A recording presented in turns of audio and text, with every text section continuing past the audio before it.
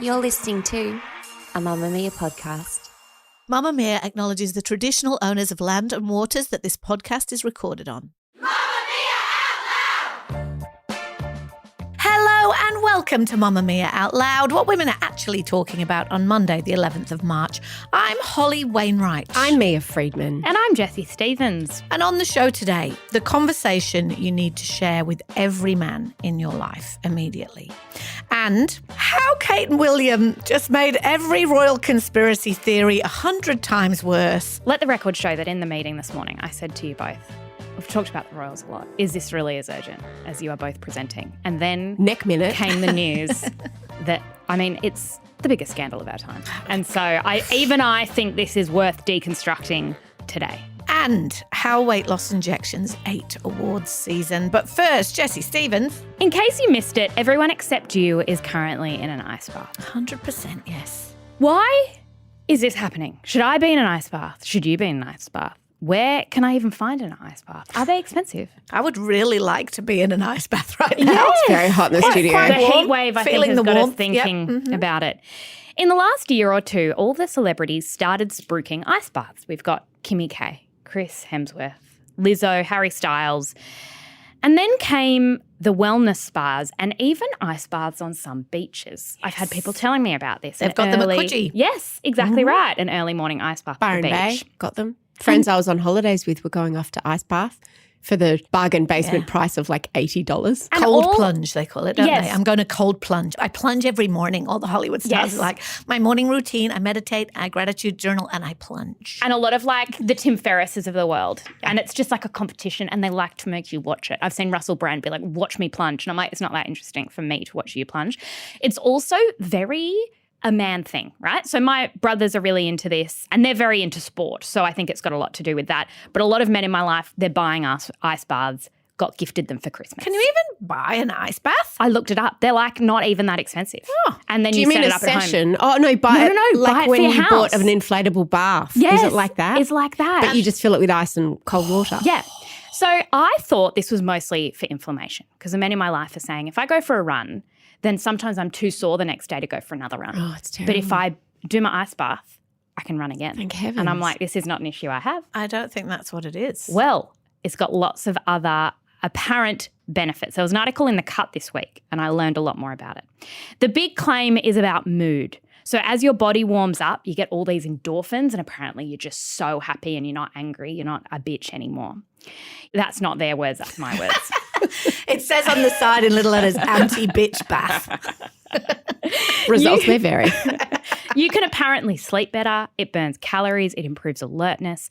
I should say that because this is kind of relatively new and a difficult thing to study, like jury's out on whether this stuff happens. But athletes have been using ice baths for a very long time. So someone somewhere thinks they work.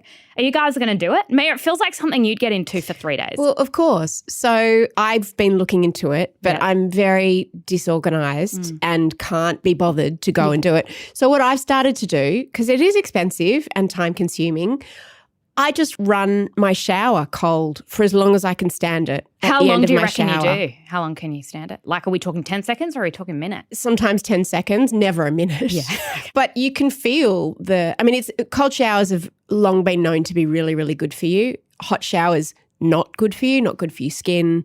Apparently cold showers also good for your hair shafts. I don't know. But you feel very invigorated and alert and alive and awake. But do you know what it is?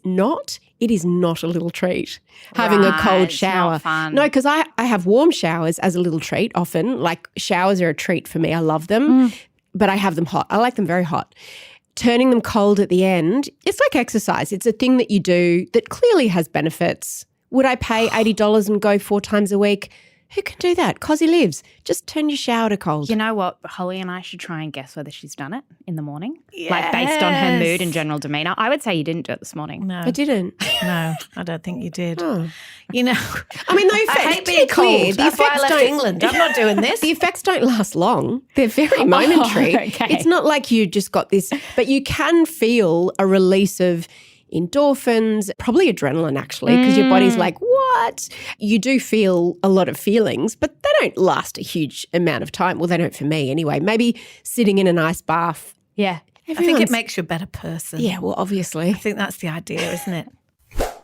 Why can't we go for a fucking run? That is the simple, desperate and angry question women are asking each other this week as news that the man who allegedly murdered 51-year-old Samantha Murphy was not known to her, and yet he has been charged with murdering her when she went on her regular morning run on a sunny Sunday morning near her home in Ballarat 6 weeks ago. It's a sentiment of sorrow and despair and existential fury that's been echoed by women around Australia as we mourn yet another woman who's been killed by a man. 14 of us have died violently this year, and 64 of us were murdered in 2023. Yet another case made headlines over the weekend. The body of a young mother has been found in a wheelie bin in regional Victoria. Police are investigating the death of a woman believed to be Chaitanya Sweta Maragani, and it is believed her killer was known to her. I wrote a piece on Saturday night for my Babble newsletter, which is now on Mamamia. We'll link to it in the show notes. Just trying to echo this despair we're all feeling, because we're told not to go for runs at night, so we go in the day and we are killed. We're told not to walk home alone, so we accept a lift, or we walk home with someone and we are killed. We're told not to leave a bar with a stranger, so we walk home alone and we are killed. We are killed in our homes. We are killed in our workplaces. We are killed on the way home from work. And I wrote about how men don't even understand the constant mental load of vigilance it requires to be a woman and trying to stay alive in every situation, whether it's when a tradie is working in your house, or when you hear footsteps behind you, or when you are walking home from school or from work, or going for a run near your house on a beautiful sunny Sunday. And we had a lot of people leave comments, and a lot of women talk about all the different things that they do that men don't even know that we do. It's like this mental, physical, emotional tax that's placed on women just to stay alive. Jessie, again, it feels like women are being asked to do all these things or not do all of these things. Look, I'm interested in the anger, and I was tuning into some of the conversations about International Women's Day. I was saying this over the weekend. I hear this sentence all the time.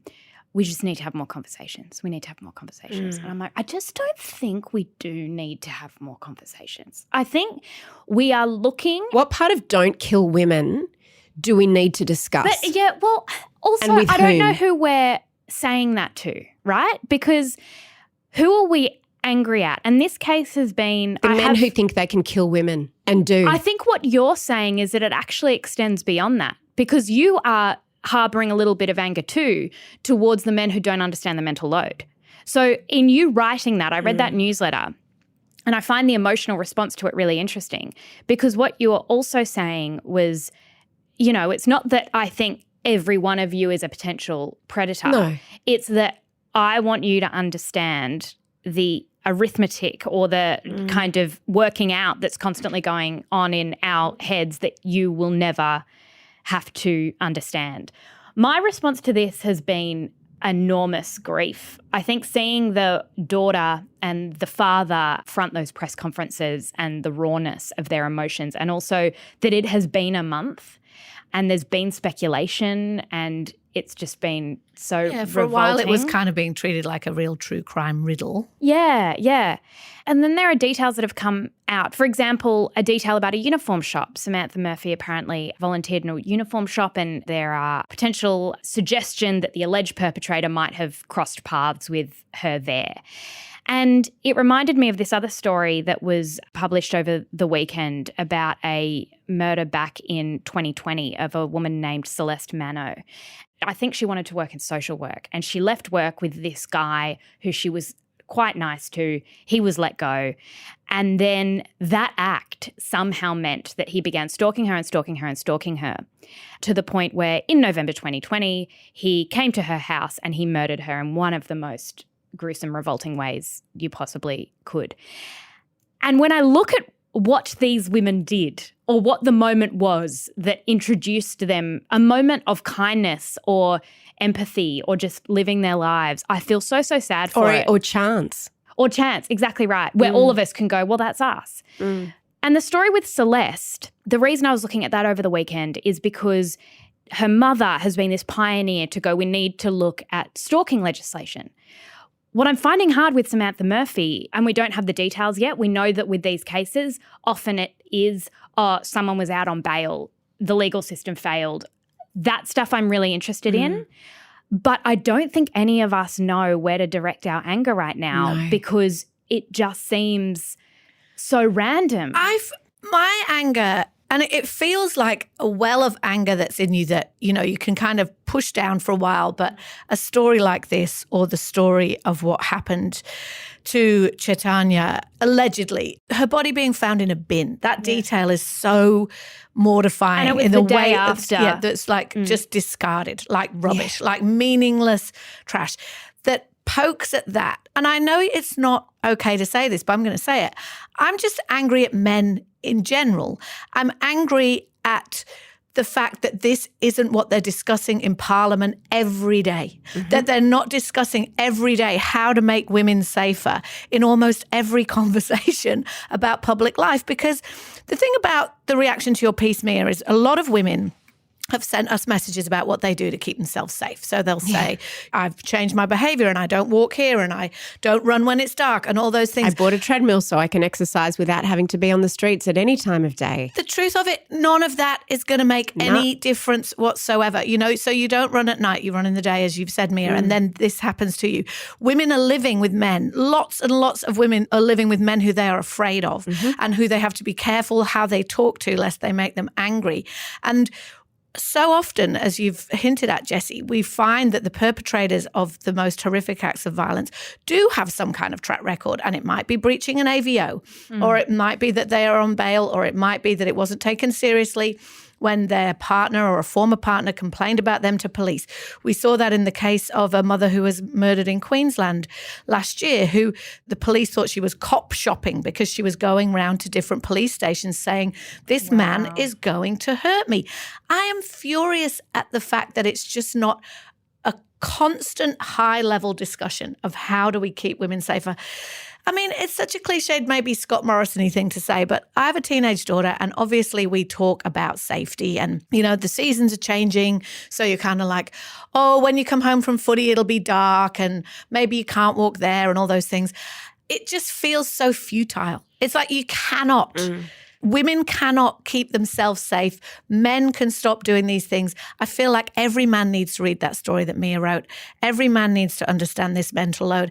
I get your cynicism about conversations, but they need to be talking to each other about this stuff all the time. The conversations, I think the reason I'm so cynical is, or maybe I'm feeling a little bit helpless, because what you say about the government, I was looking it up, and the Australian government is investing $1.3 billion over 5 years for a package of initiatives to drive positive change when it comes to violence against women and children. They have this Stop It at the Start campaign, which has $46 million. Like, people then put pressure on the government, and I'm going, yeah, why isn't the government talking about it? And then I go, they are, and they're investing, and there are conversations happening at a school level. Why aren't we seeing a change? Like, I don't know. I feel like there's all this overwhelm of emotion and I'm not quite sure, other than with the perpetrator, where to put it. There's nowhere to put it, because when you look at the 64 women who were murdered last year, some of them were murdered by strangers. Most of them were murdered by men who either purported to love them or once loved them, men that they probably once loved, by their sons, their fathers, their partners, their ex-partners, their workmates, their, you know, boyfriends or former boyfriends or colleagues. I agree with you. It's like all this emotion and nowhere to put it, because men aren't posting about it. Men aren't, they don't even know. Like my friend said to me that she was, texted me after she read the story and said she got off the train after being at a concert last week and she walked past a group of young teenage guys. And she said she had her keys in her fingers, in her fist, the way that so many of us were taught to by our mothers, and we do as we're walking towards our car. And one of the guys saw her and went, oh, the lady's got a key. And she said, yes, that's because men kill women. And I remember when my sons saw that I did that, and they were like, what are you doing? And they had no idea. Like, they have no idea what we live with 24/7. This is my frustration. I've said it before. I would like every man with a high-profile podcast in Australia to be talking about this as much as we are. I would like them to be an Instagram account, posting about it as much as we are. I would like, because I get your cynicism, Jessie, but I'm very glad that the government are investing that amount of money, because cultural change takes a really long time. Lots of things have changed, and yet these figures are so stubborn in Australia. The worst thing we could do is to throw our hands up and go, well, can't be fixed. But I think that there is just no question that this is their problem. This is a problem that men have to fix.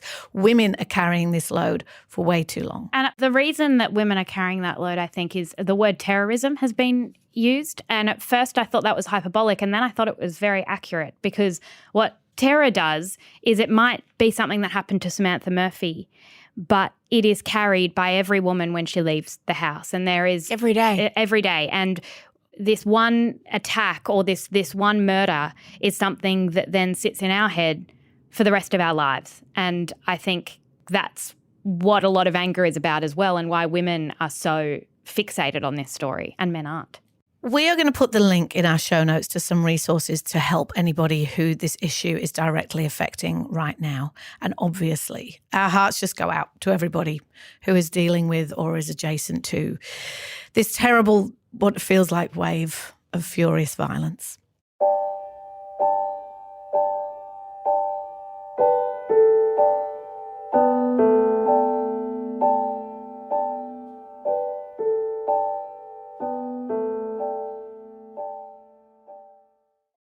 So the royal family just can't be boring if they tried right now. In the last 24 hours, Princess Catherine, otherwise known as our Kate Middleton, tried to put the rumours to rest that there's something sinister going on about her having a bit of a rest after her abdominal surgery by releasing a lovely picture of herself and her kids at home to celebrate UK Mother's Day, which was yesterday, right? Mothering Sunday in Britain, they call it.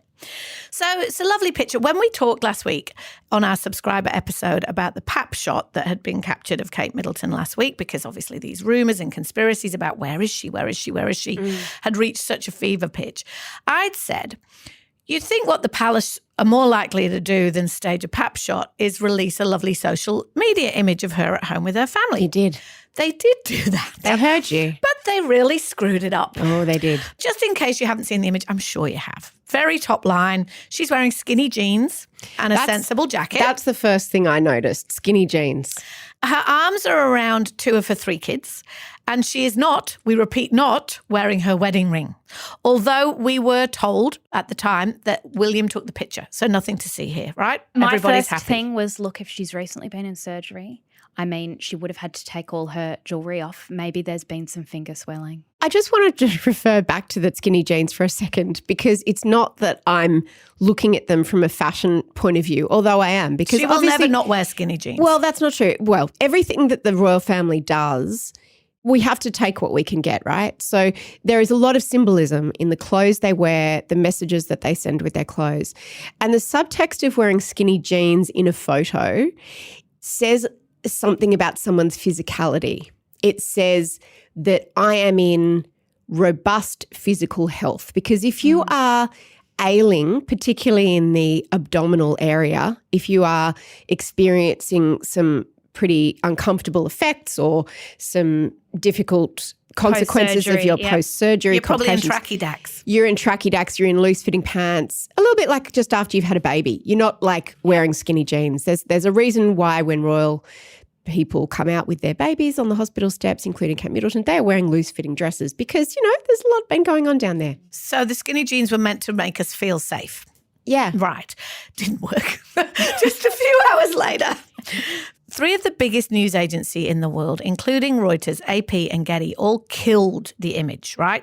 AP said that at closer inspection, it appears that the source, and let's all remember that the source in this is the palace. Kate and William put this on their own, well, their people put this on their own Instagram feed, has manipulated the image. What that means is that the picture that Kensington Palace gave to the world via Instagram breached their guidelines.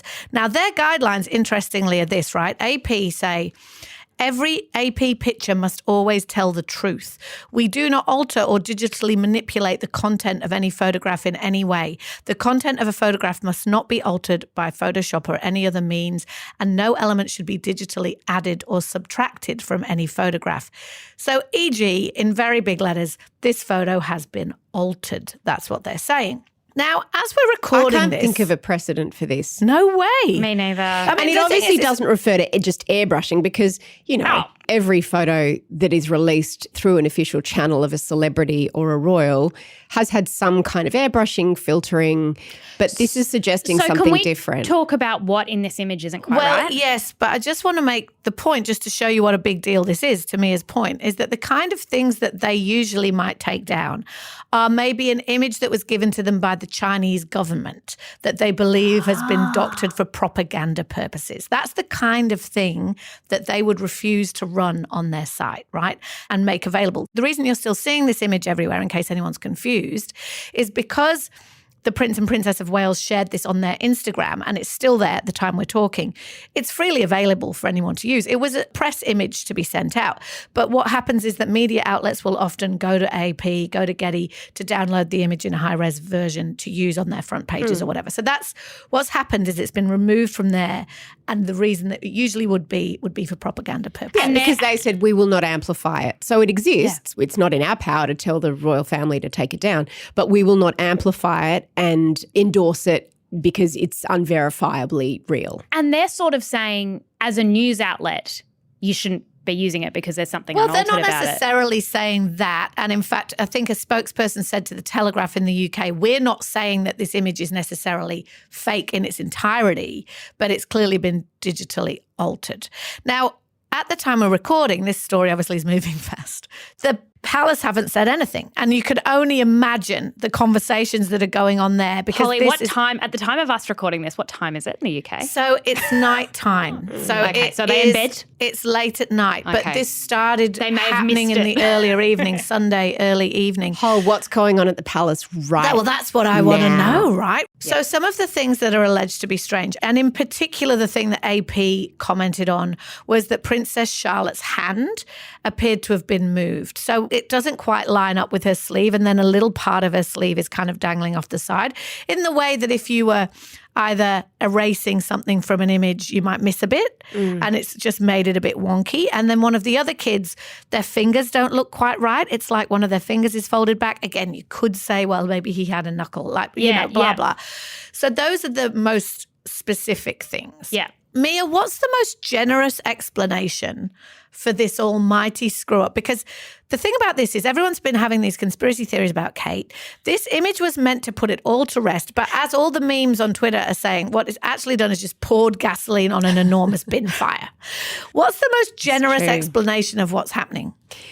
That someone is a bit sloppy with their Photoshop and that they were Really? just trying to make the photo look a little cleaner, tight. I mean, this happens all the time, right? There have been other photos of the royal family, I think in a former Christmas card photo that they released where Louis was missing a couple of fingers.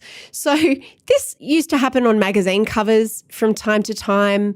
In the age of social media, however, and particularly in this instance, I was looking at some details from the shot, and there's one of the children in the middle, I can't remember which one it is, but their hands don't look like human skin. Kate's face has been heavily, heavily airbrushed.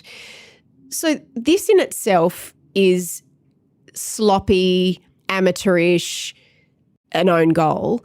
But what AAP said or Getty said that the type of alteration here is quite typical of when you're using compositional layers on Photoshop.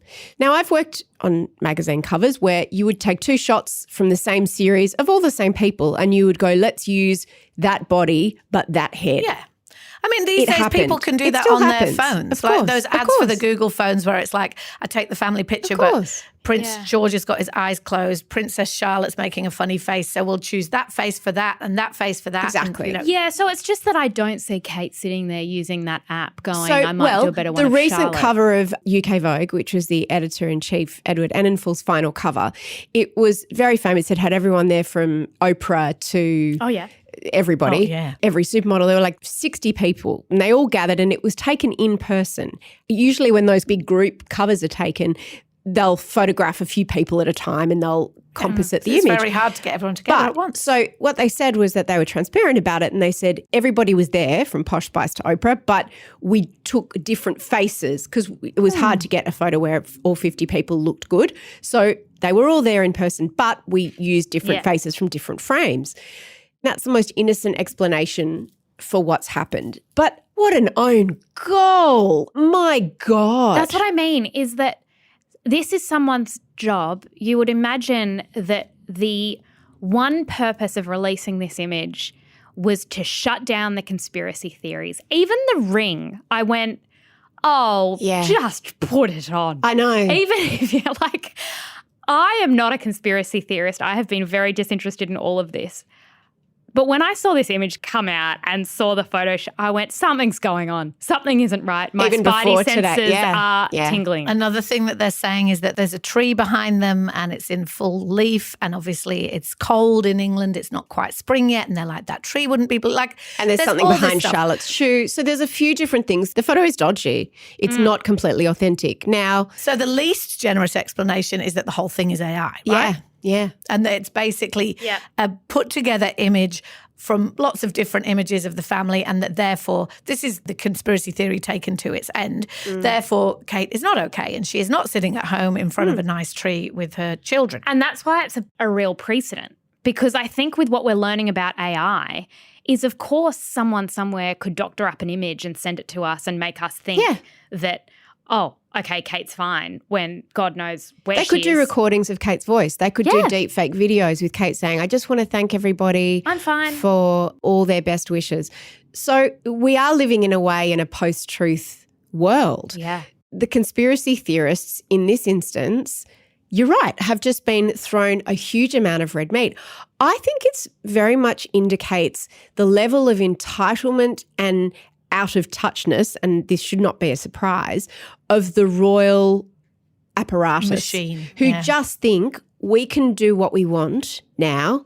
And just like always, people will just accept gratefully what they're given. No questions will be asked. And this deluded idea, completely delulu, that they can still control the flow of information and control the narrative. And they've lost control of it so badly. And the trust just keeps being eroded and eroded, which makes way for more conspiracy theories, which, in fact, Meghan Markle talked about this week, didn't she? So the other thing that happened in royal world is Meghan and Harry are on the way back, right? So they've been a little bit quiet lately, but there's a big media and tech sort of conference, I guess that's not a non-sexy word for it, called South by Southwest, and it's happening in the States at the moment. Our head of audio is over there, actually, and she saw this. Meghan was on a panel. So she was on a panel called Breaking Barriers, Shaping Narrative, speaking at South by Southwest. And one of the things that she spoke about was about the toxicity of social media and conspiracy theories. And she said that the worst of it comes from women, about women. And this is what she said. I understand that there are certain platforms. Look, today's a really good example. This is being streamed on one of those platforms.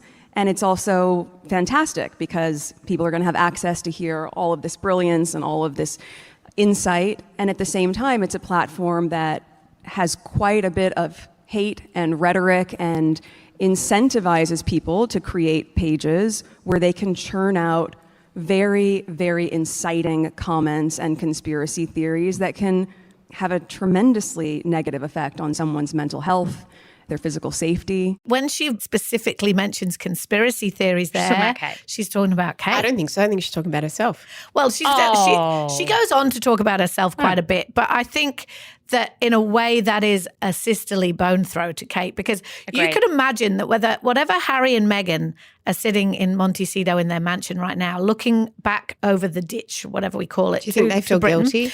Well, they are seeing Harry's former house that he grew up in a broad sense, on fire in the biggest way. His dad has cancer and is sidelined, right? He clearly isn't well enough to take on any duties.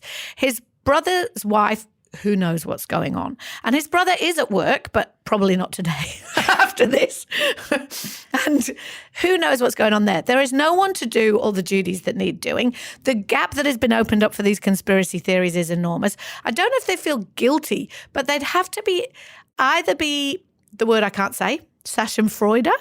Schadenfreude. How hard is it? They'd either be Schadenfreude. They'd either be Schadenfreude. No, they wouldn't be Schadenfreude. On they their would behalf. have Schadenfreude. They would have either Schadenfreude and be like, ha ha, Yeah. I knew this was all going to come to an end. Or they would be feeling bad and like, maybe we should help. And I don't know, I felt like this little nod to conspiracy theories on Meghan's part was maybe, she talks openly, and she went on to talk about it in this, about the impact on her mental health from the speculation in the press. What Kate is going through right now is an enormous example of that. Every Tuesday and Thursday, we drop new segments of Mamamia Out Loud just for Mamamia subscribers. Follow the link in the show notes to get your daily dose of Out Loud, and a big thank you to all our current subscribers.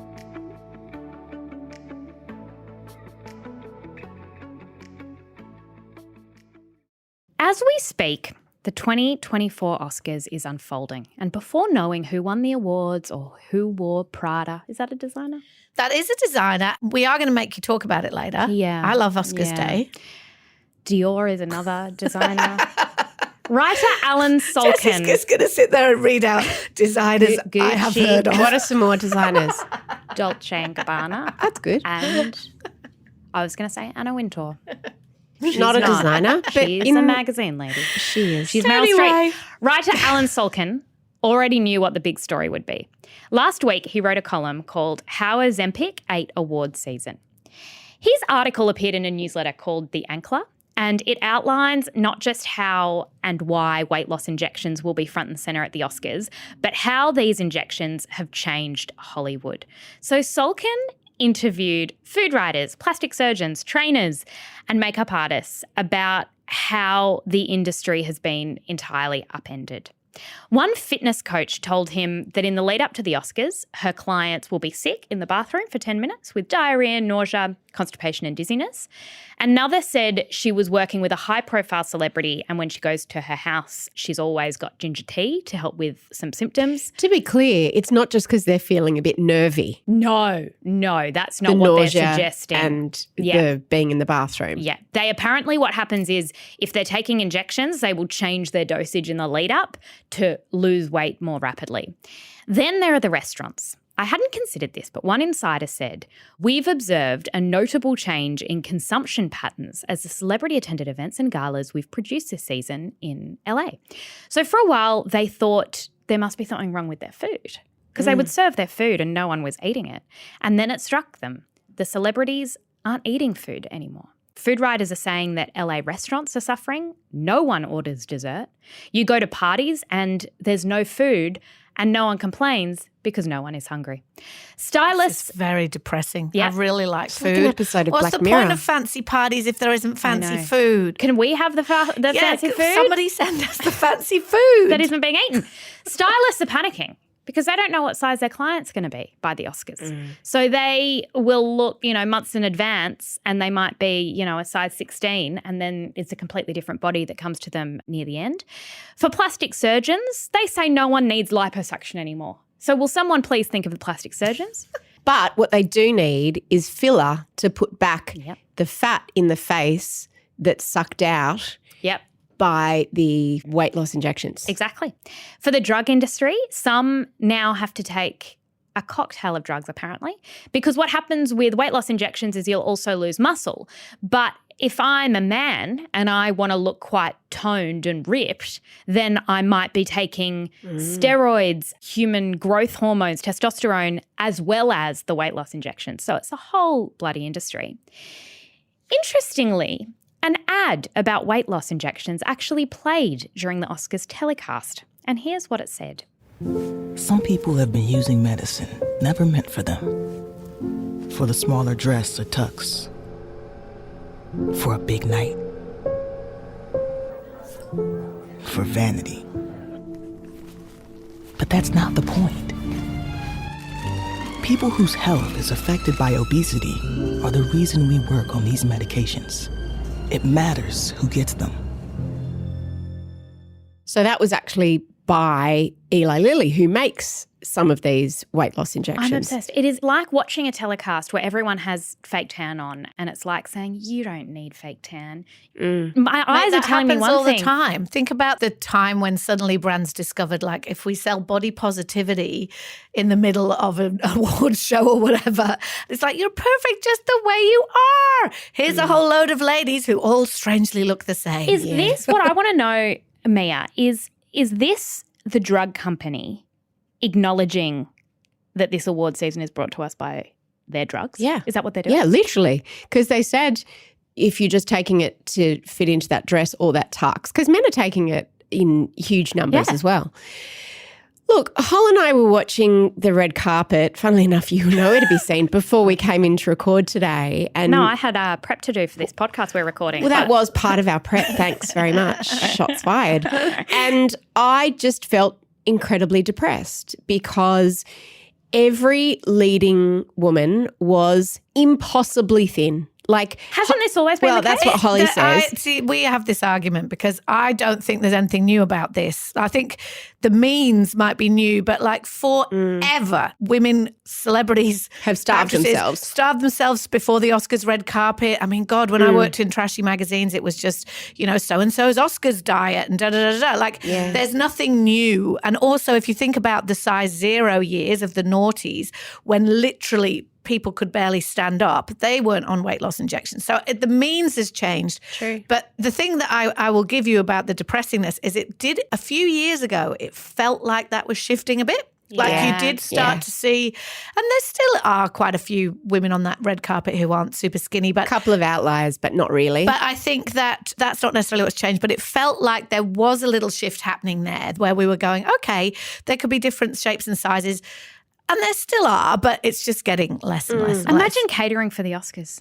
You'd go to have a meeting and you'd go, never mind. Never mind. They always, famously, they have these little In-N-Out burgers at the after party at the governor's ball. Not this year. Go and give them to the homeless. Well, no one's eating The it. idea, of course, is that everyone's had to starve themselves, and then after the ceremony, we can eat for the first time in weeks. But you're right, no more. I thought it was interesting, that line about it's to fix a health issue like obesity or diabetes, it's not for vanity. And I thought that's very interesting because, first of all, that's counterintuitive because surely the drug companies want to sell as much as possible. But, of course, they need to be at least seen to be being ethical, responsible and ethical.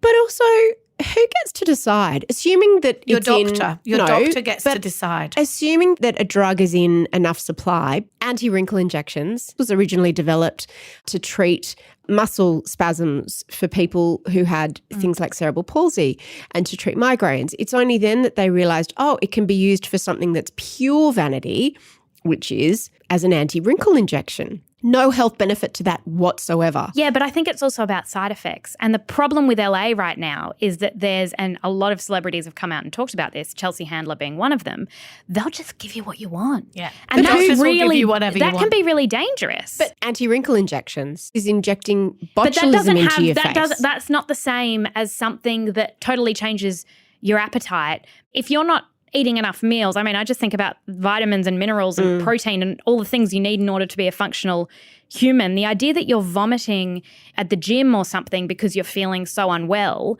this is the abuse of a drug. Well, trainers have said that their clients can't even get through their workouts anymore because they're so fatigued. It's not just in Hollywood that it's happening. I read an article about how it's also happening in the fashion world. Rich people basically, if you've got access to money, you can have this, keep it in the fridge, and people are using it to be, as they say, model thin. That body shape used to be reserved for the very, very tiny percentage of people who were naturally thin, of which we now know there are far less than claim to be naturally thin. And the people who could have the self-discipline, or the people who were able to endure all of the extreme measures that it took, like starvation, over-exercising, all of those things. Now, thinness has become a lot more accessible To some. Well, to some, that's Yeah. the thing, because the thing that confuses me when we talk about this, Mia, is on one hand you say, I look at the red carpet and I'm depressed. And then on the other hand, you're like, anyone who wants it should be able to have this drug. So what's your problem? I don't say should be able to. I think it's interesting because two things are true. And I think that we're all trying to work out what we think about this. I find it so depressing. But as you say, you're right, Holly. I've found it so depressing for a really long time that all the women on the red carpet look the same.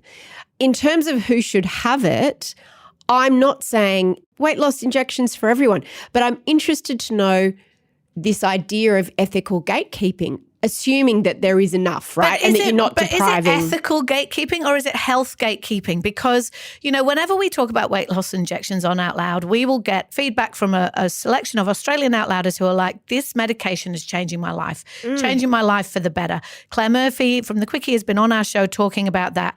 My point is who gets to decide. Yes, I know, but my point is a doctor should get to decide, because if this medication is around diabetes and the health effects of obesity and people who've been trying everything to make their lives better. But in my mind, the hierarchy goes, they get the drug before me, who just wants to fit into a pair of jeans. Doctors do get to decide. Yeah. In LA, it is still prescription. So, yes, you can get prescriptions for anything if you're rich enough, but doctors do get to decide. This is not something that you can go and buy like over the counter. But even that ad wasn't directed at doctors. That ad was directed at you watching, because the relationship in the US between drug companies and consumers, not patients, consumers, is very different to in Australia. Like, you go to the US and the first thing that will strike you is that every second ad is for a drug. That was interesting to me because I think that's now happening all over the world. So you think it was reverse trolling that ad? In a way, it was kind of guilting you if you're taking this drug for anything other than health reasons. But you think that really it's whispering to you. You know what it was? It was more disingenuous than this, but it was the warning on a cigarette packet. It was like, hey, I know you're buying this and I know you're watching this thing, which is a giant ad really for weight loss injections, but we should probably tell you just quickly that you shouldn't. Yeah. And that you should feel bad. You'll like the warning at the end of gambling ads. Yes. My kids always laugh when we watch free-to-air TV. It'll always be insert name of gambling ad here, and it's hilarious ad, and then at the end it'll say, gambling's really bad for you. The light bulb thing that went off for me when I read this article about, restaurant profits are down, is that it's not actually the stars, right? Because the stars, as discussed, have always been skinny. And all through my magazine years, I used to watch someone like Victoria Beckham coming out of Nobu, and I'd be like, that's not fair. She wouldn't have eaten anything. If I got to go to Nobu, I would eat the whole plate. And I was always sad about it. But the thing is now the broader industry, which is Hollywood is a company town, a very tiny percentage of those people are on screen. Yeah. Everybody else is an agent, a scriptwriter, a makeup artist, blah, blah, blah, whatever it is, middle management basically. They're all on it. So that's what's changing the lunch bills, is that it used to be that those people were allowed to eat. And now there's this kind of sort of shaming of like, well, you could be as thin as insert name of Hollywood actress here. Why aren't you doing it? Little treats. A little treat. The little treat. Outlouders, we've been talking a lot about little treats. We're all quite taken with the idea, and so are you. So we've asked you to share some of the things you've given yourself little treats for, in a bid to perhaps inspire other Outlouders with some ideas for some new little treats. Today's Outlouder little treat comes from Lisa. On International Women's Day, Lisa took 21 female high school students into the city to the Women in STEM event, which involved a 1 kilometre walk to the station, a long train ride, and then more walking to the event, wrangling students together on a very hot day. And Lisa was doing all of this while wearing a moon boot with a dislocated toe. She needs a big treat. So her little treat was a Ferrero Rocher ice cream. I think she needs like 3. Look, if you care about the Oscars, well, we have very good news. Because if you would like us to go through in unflinching detail about our opinions on the awards, the big moments, the frocks, all of the things, then the 3 of us have sat down and we've done a big debrief. And it is being released as a very special segment for subscribers tomorrow. So if you want to hear everything about the Oscars, then please join us tomorrow for our Oscars special. Thank you for listening to Australia's #1 news and pop culture show. This episode was produced by Emeline Gazilas. The assistant producer is Tahli Blackman. There's been audio production from Leah Porgess, and that sound you can hear is Jessie Stevens praying that nothing else happens in the Royals world in the next 48 hours so that we have to talk to them about them again on Wednesday. Shout out to any Mamamia subscribers listening. If you love the show and you want to support us, subscribing to Mamamia is the very best way to do it. There's a link in the episode description.